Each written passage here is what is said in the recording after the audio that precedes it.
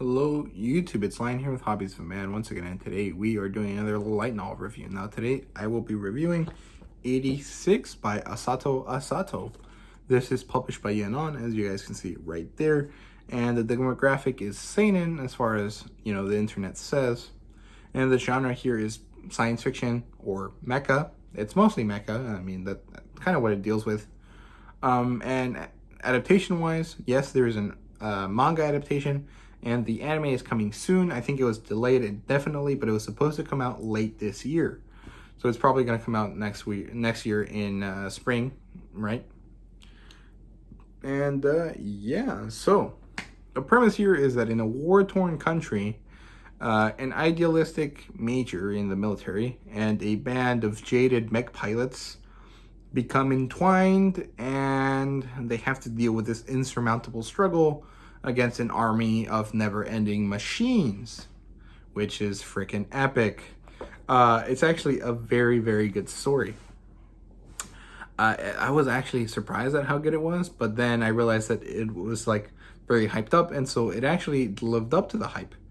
But maybe I'm amazed by it because I didn't really pay attention to the hype besides one or two times, and I just kind of left it be.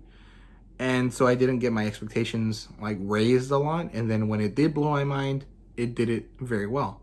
But yeah, so the evaluation here, the plotline is amazing. It's very well done. Stuff like flows very well, and it's very interesting. It's one story with two different perspectives on the same thing.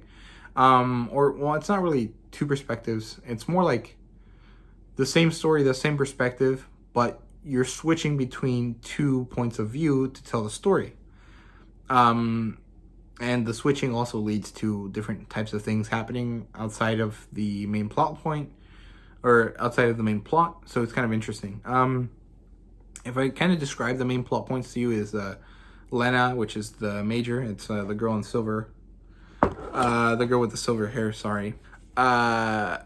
Meeting Spearhead, which is the jaded group of mech pilots. And then there's interpersonal stuff between them. They kind of find common ground to an extent, which is very difficult, and it takes a long time because of the inherent racism of the world that they live in. Then there's quite a few battles, and then there's this mystery that kind of has to unravel throughout the whole story. And then, the big finale at the end, which is a big battle between the mechs and machines, which is very, very good stuff. And yeah, I really enjoy the fast pace, and I like that there's development of emotional stuff, like an emotional plot between the characters happening in between the fast plot, which is very interesting. Like the pacing doesn't suffer at all from having to take moments to develop the emotional background of the characters, which is very well done. I think the flow of the story was great. There have been other stories I've read where it's like, okay, we got to pause the action so that we can have the emotional stuff. And it's very easy to tell usually, and it kind of like bothers you because like you're super into the action, and then the shift in gear is very abrupt, and it hurts. Like, because you're no longer in the action, now you're talking to people, and it's not well done. But in this case, that doesn't happen. This is a very flowing story, and I really like it. Now the characters here, so they're all awesome. I really enjoy the progression of the characters, and the 86ers, according to Justice R. Stone in his review of it, of the book, which you guys can see up there, he says the 86ers aren't very likable.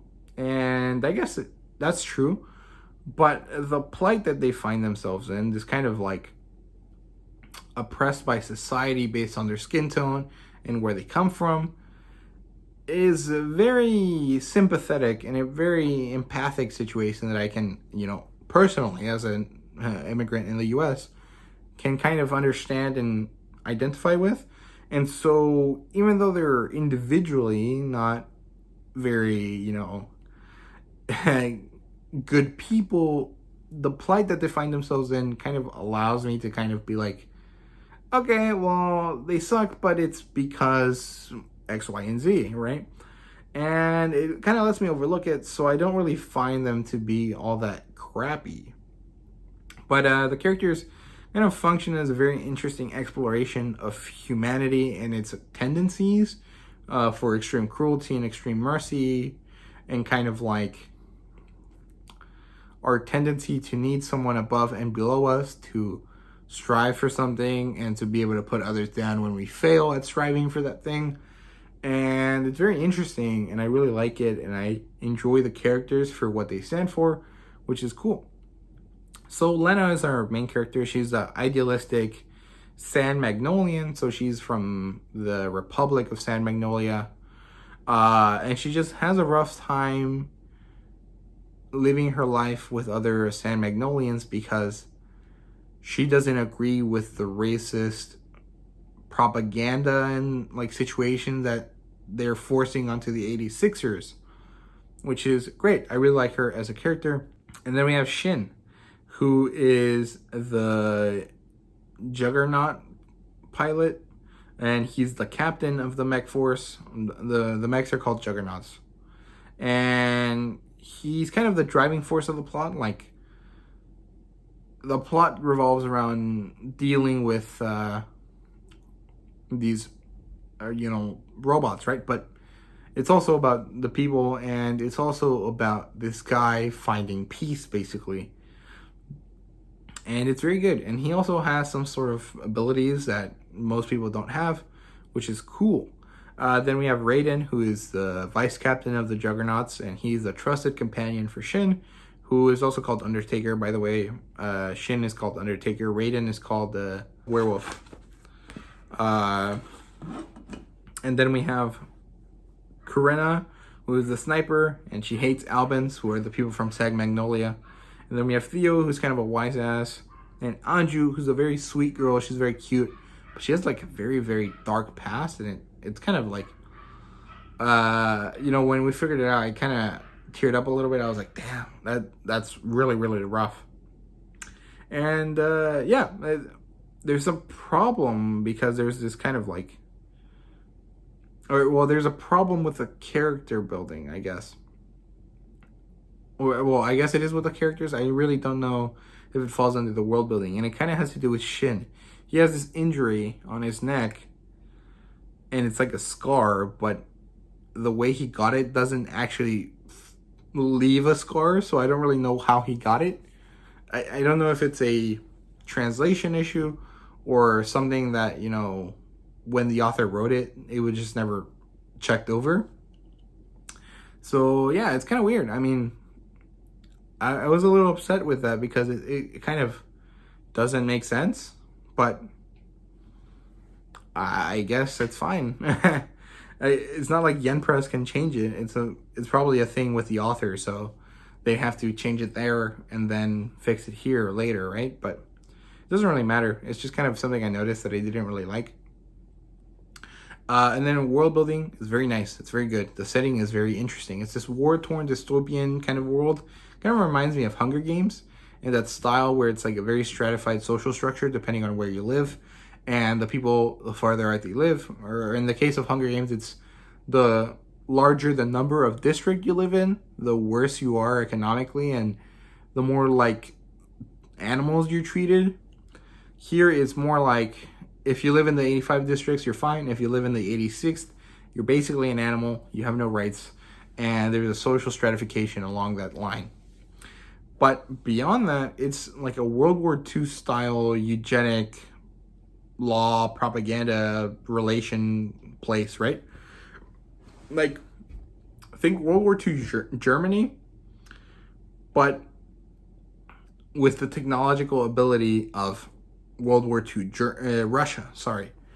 So it's kind of interesting. And it's loose science fiction, and the mechas and the drones and the like kind of stuff there is very interesting. The mechas are really badly built. They're very low tier. They're kind of like Russian,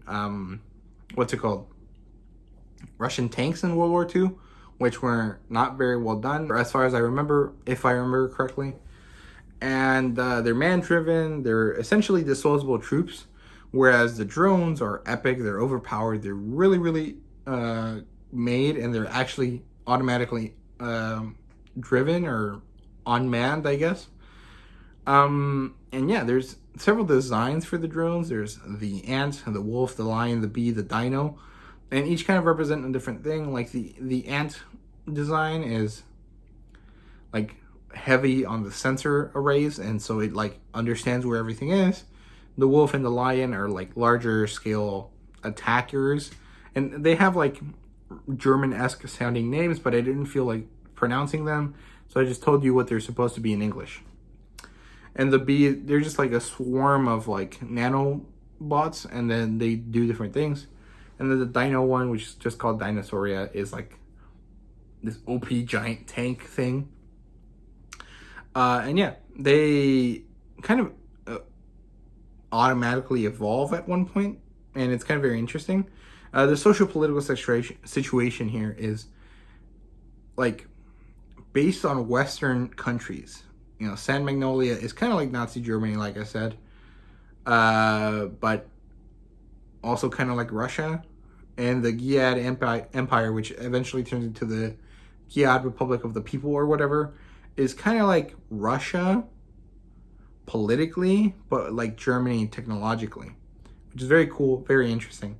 Although, as far as I understand it, this is actually based on modern happenings around the Obama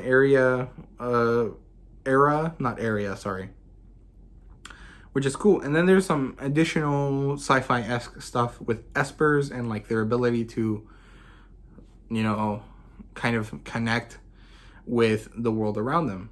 And that it kind of turns into technology in the form of the Pararaid, which is cool, but it's all kind of technobabble. It doesn't really have proper science behind it.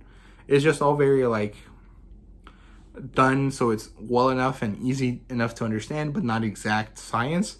So if you're looking for very hard science, don't read this. That's not the point of the sci-fi aspect here.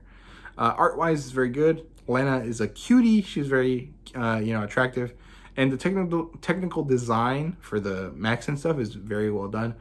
I really like it. They all look really fresh and very like harmful. Like you can see them being very aggressive, even though they're just kind of drawings, and it's really well done. I really enjoyed it. Fan service wise, there's really none because it doesn't really fit the mood. Although there's a little scene where Lena's playing with her stockings, and that's because Asato really likes stockings, according to her author's notes. So good stuff. Now the rating here is a 5 out of 5, easy. I love this book. I think it's very well done. It's not better than 7 Spellblades, which, as you guys know from my previous review, is probably my favorite light novel so far. But it's close. It's up there. It's like, so I did a video where I was rating my light novels a long time ago, and at this point that's completely irrelevant now, because I have 7 Spellblades at the top. 86 is a close second, and I can't really decide a third. But yeah, I've been reading a lot of really good light novels recently, and I'm really enjoying it. But yeah, that's it for me. I hope you guys enjoyed the book. If you did, please like, subscribe, and comment that below, and let me know what you thought. Hope you guys enjoyed. See you guys later.